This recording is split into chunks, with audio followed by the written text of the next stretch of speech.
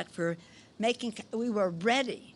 When Texas did what it did, it caused vigilantes to go after people who want to be healthy. Judy Chu was ready. We could take up the bill right away. Now, that was last fall. Americans are marching and making their voices heard. Public sentiment is everything. We will never stop fighting for patients and their healthcare providers to defend the rights of women and all Americans. And now I am pleased to yield to a champion for women's reproductive freedom, Congresswoman Barbara Lee of California. Thank you very much, Madam Speaker. And let me thank you once again for your continued leadership in supporting our personal liberties, our constitutional personal liberties. And thank you so much for helping to lead this fight. Also, to all of our colleagues today, thank you so much for everything that you do each and every day to protect our democracy and our freedoms. Let's be clear, we are truly facing a crisis moment, with the Supreme Court seemingly poised to overturn Roe and extremists making clear that they won't stop. They won't stop until a nationwide abortion ban is enacted. We're facing an unprecedented attack on reproductive freedom. Everyone here shares the feelings of those across the country. We are angry, yes, that after 50 years of constitutional protections of our bodies, we are now yet again fighting for our rights. Fighting for our rights. This is personal for many of us. It's personal for me because I know firsthand what being denied access to legal abortion looks like. I have personally experienced the fear, the stigma, the trauma, the despair of being denied the care that you need. I know what it's like to have your medical decisions criminalized, to be forced to travel for the care that you need, and to see your future hang on the decisions of politicians rather than doctors. An entire generation of people have only known a world with protections under Roe. Now we know how extreme the Republicans are and the court and how extreme they are. And not one Republican senator voted to even consider legislation that protects our rights to make our own reproductive health decisions. They're totally out of step with the public, where 70% of people support personal liberty and freedoms to make their own personal decisions about their bodies. Now remember that they tell you that they care about personal freedom. Remember that, because they won't stop here. Our rights are under attack. And so as co-chair of the Pro-Choice Caucus, my colleagues and I will continue exploring every single legislative and administrative angle, leaving no stone unturned as we look for any immediate solutions to ease this crisis. And yes, we're going to continue putting pressure on the Senate to act to pass the Women's Health Protection Act. We're going to keep fighting for that. And let's not forget that abortion is still legal, though. The ruling is not final, even though we anticipate this to be the decision. So we must continue to fight. This weekend, people from around the country will be joining on the National Mall and in our districts to make their voices heard. And so I hope to see each and every one of our colleagues and the public at one of these rallies, because I know we're going to turn out en masse. We're not going to be denied the right to make decisions about our own bodies. We'll not stop fighting until everyone, and I mean everyone, has access to safe, legal, and accessible abortions, no matter their income, their zip code, or their race. Thank you again, and I'll yield back to our speaker. Great, Barbara. I'm Diana DeGette from Colorado, and I'm the co-chair of the Pro-Choice Caucus along with Barbara Lee. And I recently, last month, became a grandmother for the first time. And I was shocked to learn last week that my brand new little granddaughter will have fewer rights than I have or her mother has. And that is wrong, and that is un-American, and we are not going to let that happen. We are not going to go back, because every woman deserves the full range of health care, including abortion. Over 70% of Americans agree that the law of the land should be Roe versus Wade. And this blatantly political decision, assuming it comes down from the Supreme Court, will rip our personal freedoms away And as Barbara and the speaker said, it's not going to stop there. It's going to go to birth control. It's going to go to marriage equality. And it's going to go to in vitro fertilization and other things we can't even imagine standing here. That's wrong. That's un-American. And we will not let that happen. We need to make Roe versus Wade the law of the land so that a woman in Alabama has the same right to health care as a woman in my state of Colorado. We can't have a two-part system, and we're not going to have it. Because I just want to say this. How can you tell a 12-year-old incest victim in Alabama that she can't have the health care that she deserves? How can you tell a woman in Texas who has 5 children and is working 3 jobs to feed them that she can't have the health care that she needs? And how can you tell a woman in Mississippi who has severe fetal deformities that she can't have the health care that she needs? We're not going to tell them that. We are going to work every day. We are going to work every way to make sure everybody in this country has the health care that they need. As you heard, the House has acted. We passed Judy Chu's Women's Health Protection Act to put Roe versus Wade into law. So what's the answer? The answer is everybody in this country has to mobilize today, tomorrow, next week, and in November to make sure we keep a pro-choice majority in the House, that we have a pro-choice majority in the Senate, and that we protect everybody's right to health care. Because as our dear friend and our soulmate John Lewis said, never give up and never give in, and we are not going to. We're going to fight every day. Thank you.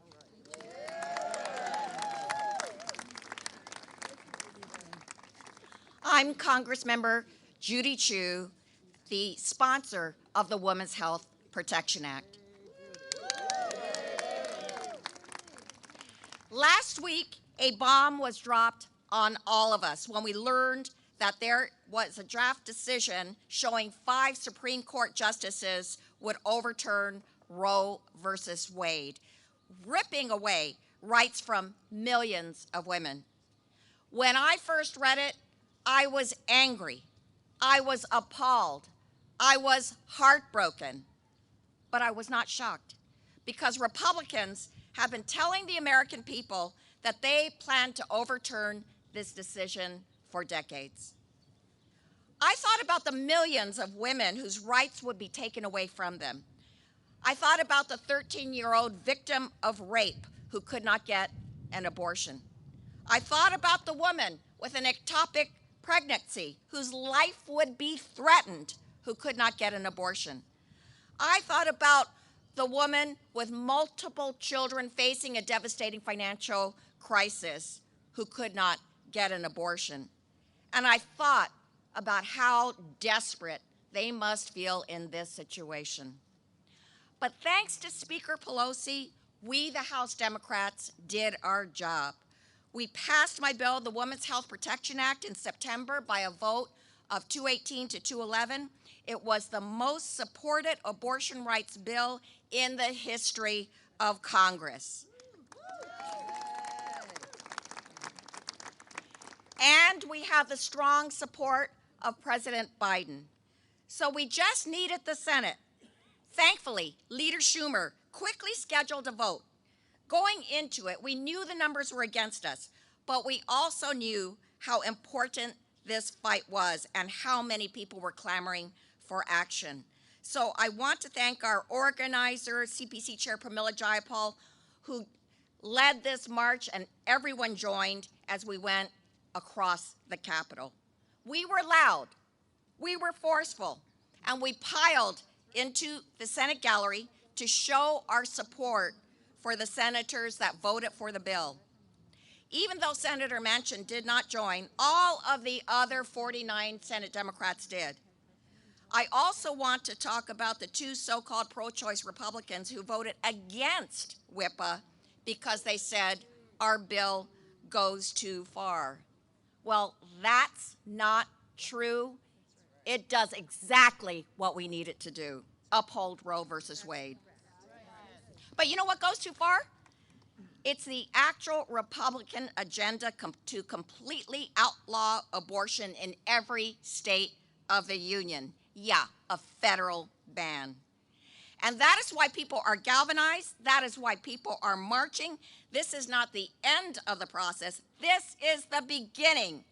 It's the beginning of the march towards the November elections.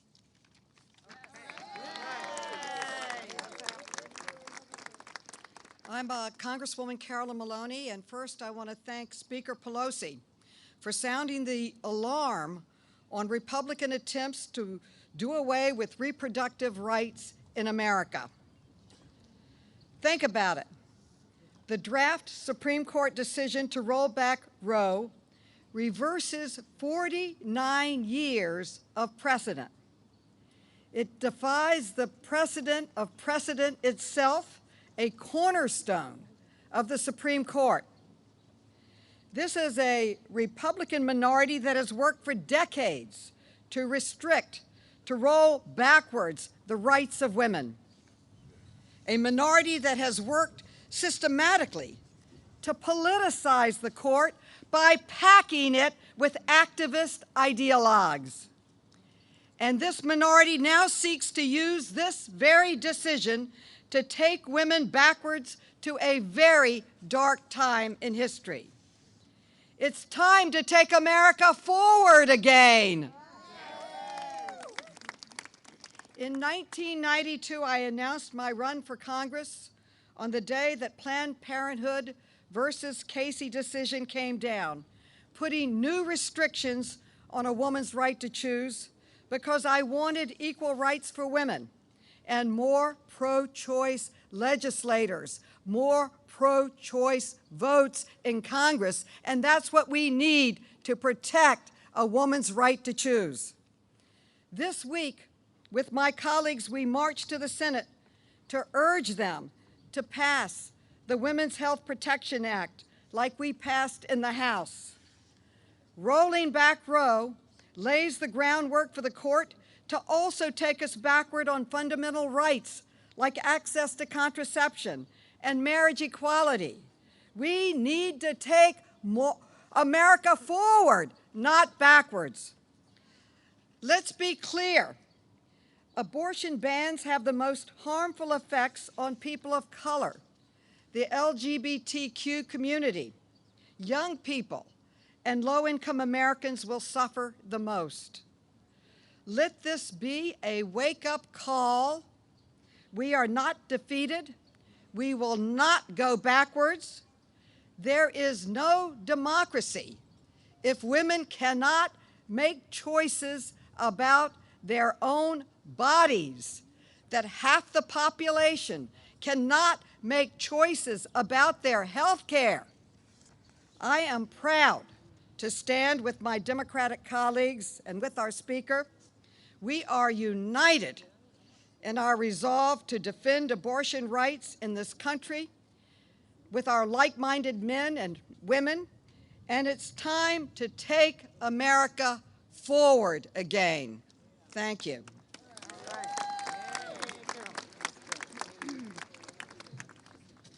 Buenos dias. Good morning, everyone. My name is Veronica Escobar, and I represent the great community of El Paso, Texas. Madam Speaker, thank you for your strong, steady, principled leadership. To my fierce pro-choice colleagues, thank you for your great vision for America. I want to speak directly to the American people. We have seen very clearly what Republicans' vision for America is, and it is a very dark vision. In the radical rights vision for America, we stand to lose access to freedoms and fundamental civil rights. They have made that clear. They have told us who they are, and they have shown us what they want. This is the same Republican Party, mind you, that votes at every turn against women and families. It's the same Republican Party that votes against an expanded child tax credit. It's the same Republican Party that votes against paid family and medical leave so that mamas can be home with their babies. This is the same Republican Party that votes against access to child care so that mamas can provide for those babies. And this is the same Republican Party that votes against universal pre-K so that those babies have a fighting chance. So make no mistake about it. This is the party that stands for American families and women. And to the American people, as you know, it doesn't end here. As my colleagues have mentioned, they are going after you in every which way they can. And for women who think that they might still have access to reproductive freedom somehow, some way, just know, as the speaker mentioned, not only are they trying to ban this nationwide, but there are Republican legislators clamoring to criminalize abortion. Look to El Salvador and what's happening there to women. Women imprisoned because they are so desperate that they seek reproductive freedom even though it is against the law. A woman imprisoned for 30 years. You think it can't happen here? As I said, they have shown us who they are. They have shown us their vision. And women and men across this country need to act with us. You only need to look to this House of Representatives to know what the Democratic vision is for America. And it means we help take care of you and protect you in times of need. It means we grant you access to the freedoms that generations before you have fought for. It means that we will stand with you, not against you. And so if this is your vision, we need you in November and every single day as we march to the polls and we expand our majority and we expand that majority over there. Thank you, Madam Speaker. Beautiful, beautiful, beautiful. I thank our distinguished leaders on this subject and so many more gathered on the steps of the Capitol. When the Republican senators say that the Judy Chu legislation goes too far, what they are doing is rejecting the precedent of the Supreme Court, the precedents of the Supreme Court. The Judy Chu legislation enshrines Roe v. Wade, a decision of the court, and Casey into the law. So that isn't going too far. So Judy Chu, thank you for your courageous leadership, and to our colleagues, thank you. Now, as we go into vote, and we're so happy that the weather cooperated, this is a start for this weekend across the country. People will be gathering in their communities, and some of them are here today. All above all, American Congress of Obstetricians and Gynecologists, Catholics for Choice, Center for Reproductive Rights, NARAL Pro-Choice America, National Association of Pacific American Women's Forum, National Council of Jewish Women, National Partnership for Women and Families, National Women's Law Center, Physicians for Reproductive Health, Planned Parenthood, Population Action, Sister Song, and URGE, Unite for Reproductive and Gender Equality. To the Supreme Court, to the Republicans in Congress, to state governments across the country, we want you to know we fully intend to protect Roe v. Wade, and we will be doing it every single day to protect those who seek care and those who provide care. Are we ready for this fight? I thought so. Now we have to go vote. Thank you all very much. Thank you. Thank you. Great, great day.